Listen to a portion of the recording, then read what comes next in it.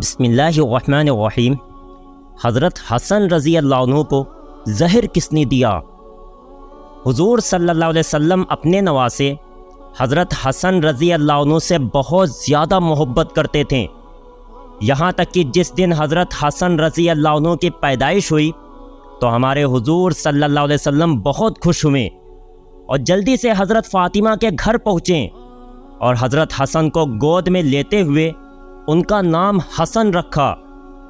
حضور صلی اللہ علیہ وسلم نے ایک بار حضرت حسن کے لیے دعا مانگتے ہوئے کہا کہ اے اللہ، میں اپنے بیٹے حسن سے محبت کرتا ہوں،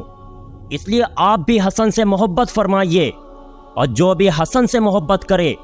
آپ اس سے بھی محبت فرمائیے۔ حضور صلی اللہ علیہ وسلم نے کئی بار صحابہ اکرام کے سامنے یہ بات فرمائی کہ اے لوگو، میرا یہ بچہ حسن سردار ہے اور اللہ تعالیٰ اس کے ذریعے مسلمانوں کی دو بڑی جماعتوں کے بیچ صلح کروائے گا اور انہیں بہت بڑی لڑائی سے بچائے گا۔ اس لیے حضرت حسن و حسین سے صحابہ اکرام بھی بہت زیادہ محبت کرتے تھے اور ان کا ہر طرح سے خیال رکھتے تھے۔ جب حضرت عمر رضی اللہ عنہ کی حکومت کا زمانہ آیا تو ایک بار بہت سارا مال غنیمت حضرت عمر کے پاس لایا گیا، تو انہوں نے بڑے بڑے صحابہ اکرام کو جتنا مال بانٹا اتنا ہی حضرت حسن و حسین کو دیا۔ حضرت عمر رضی اللہ عنہ نے حسن و حسین کو 500 درہم دیے، تو اس پر حضرت عمر رضی اللہ عنہ کے لڑکے حضرت عبداللہ نے کہا کہ اے ابا جان، آپ نے حسن و حسین کو اتنا زیادہ مال دیا جبکہ مجھے ان کے مقابلے میں بہت کم مال ملا ہے۔ تو حضرت عمر رضی اللہ عنہ نے فرمایا کہ اے بیٹا، کیا تمہارے باپ حسن و حسین کے باپ کی طرح ہیں؟ کیا تمہاری امی حسن و حسین کی امی فاطمہ کی طرح ہیں؟ کیا تمہارے نانا حسن و حسین کے نانا حضور صلی اللہ علیہ وسلم کی طرح ہیں؟ مطلب حسن و حسین کا درجہ تمہارے مقابلے میں بہت زیادہ ہے، اس لیے انہیں مال بھی زیادہ دیا گیا۔ حضرت حسن رضی اللہ عنہ اپنے چہرے اور جسم دونوں اعتبار سے حضور صلی اللہ علیہ وسلم کی شکل و صورت سے بہت زیادہ ملتے تھے۔ ایک بار حضرت ابو بکر صدیق رضی اللہ عنہ عصر کی نماز پڑھا کر باہر نکلے تو حضرت حسن اس وقت بچوں میں کھیل رہے تھے۔ حضرت ابو بکر رضی اللہ عنہ نے جا کر پیچھے سے حضرت حسن کو اپنے کندھے پر اٹھا لیا اور فرمانے لگے کہ اے حسن، تم حضور صلی اللہ علیہ وسلم سے شکل میں بہت زیادہ ملتے جلتے ہو، اپنے باپ علی سے نہیں۔ حضرت علی رضی اللہ عنہ اس وقت پاس کھڑے تھے اور حضرت ابو بکر رضی اللہ عنہ کی یہ بات سن کر مسکرا رہے تھے۔ اللہ نے حضرت حسن رضی اللہ عنہ کے ذریعے مسلمانوں کی ایک بڑی جماعت کو آپس میں لڑنے سے بچا لیا، جیسا کہ حضور صلی اللہ علیہ وسلم نے کئی بار فرمایا کہ میرے بچے حسن کے ذریعے اللہ تعالیٰ مسلمانوں کی دو بڑی جماعتوں میں صلح کروائے گا۔ حضرت علی رضی اللہ عنہ کی وفات کے بعد حضرت معاویہ نے اپنی حکومت کا عام اعلان کر دیا، تو لوگ حضرت حسن رضی اللہ عنہ کے پاس آئیں اور کہنے لگیں کہ اے ہمارے امام، آپ کے والد کی وفات کے بعد ہم آپ کو حکومت کا زیادہ مستحق سمجھتے ہیں، اس لیے آپ آگے بڑھیں، ہم آپ کو اپنا خلیفہ بنائیں گے۔ اور اسی وقت بہت سے لوگوں نے حضرت حسن رضی اللہ عنہ کے ہاتھوں پر بیعت کر لی اور انہیں اپنا خلیفہ بنا لیا۔ لیکن یہ بات جب حضرت امیر معاویہ کو پہنچی تو ادھر سے ایک لشکر تیار ہو کر جنگ کے لیے میدان میں آ پہنچا۔ اس لشکر کے جواب میں حضرت حسن رضی اللہ عنہ بھی ایک بڑی فوج لے کر جنگ کے میدان میں پہنچے۔ ان دونوں لشکروں میں سارے کے سارے لوگ مسلمان تھے، کوئی غیر مسلم نہیں تھا، بلکہ ان دونوں لشکروں میں تو بہت سے بڑے بڑے صحابہ اکرام بھی شامل تھے، اور قریب تھا کہ حضرت حسن رضی اللہ عنہ کے اشارے پر یہ دونوں لشکر آپس میں لڑ جاتے اور پھر بڑے بڑے صحابہ اکرام کو شہید کر کے ان کا مبارک خون نالیوں میں بہا دیا جاتا۔ لیکن اس وقت اللہ نے حضرت حسن رضی اللہ عنہ کو ایک بہت بڑا فیصلہ لینے کی طاقت عطا فرمائی کہ جس کی وجہ سے مسلمانوں کا خون بہنے سے رک گیا۔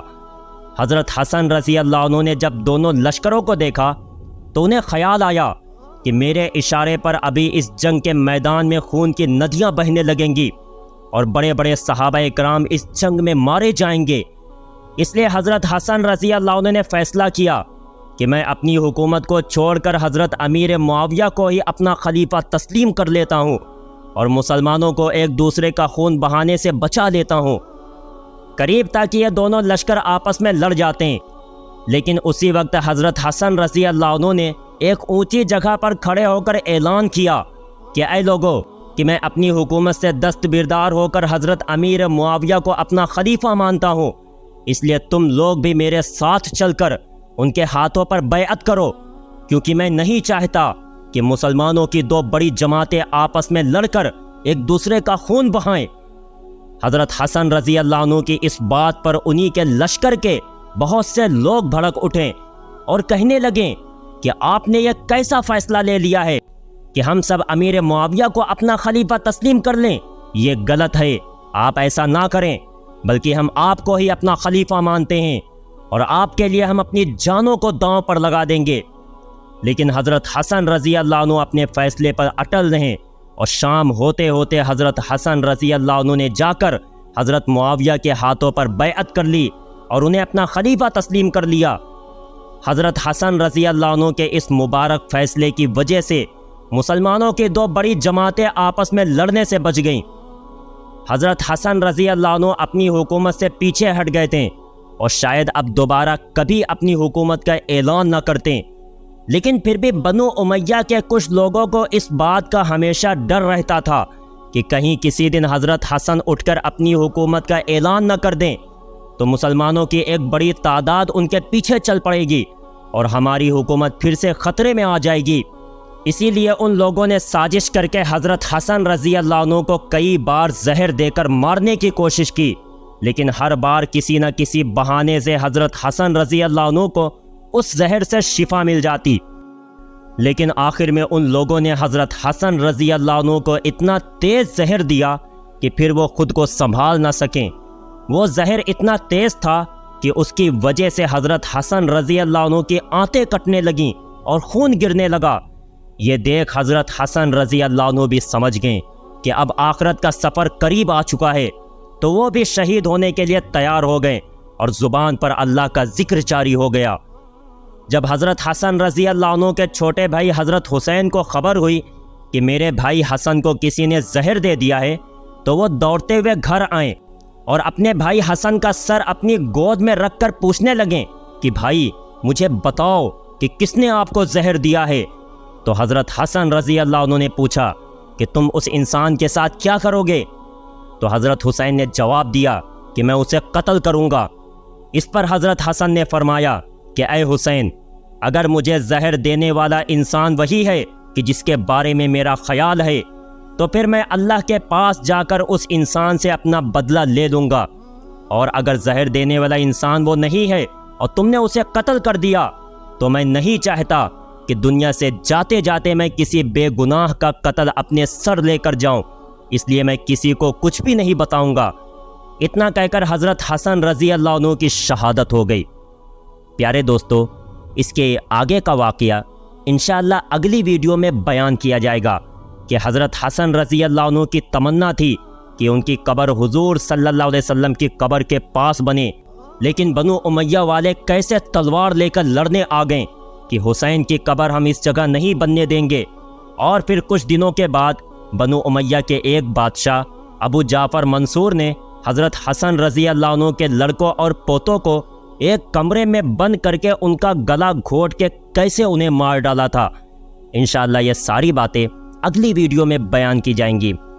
دوستو، اگر ویڈیو پسند آئی ہو تو لائک کرنا اور چینل کو سبسکرائب کرنا نہ بھولیں، اور جاتے جاتے ایک پیارا سا کمنٹ ضرور کر دینا۔ السلام علیکم۔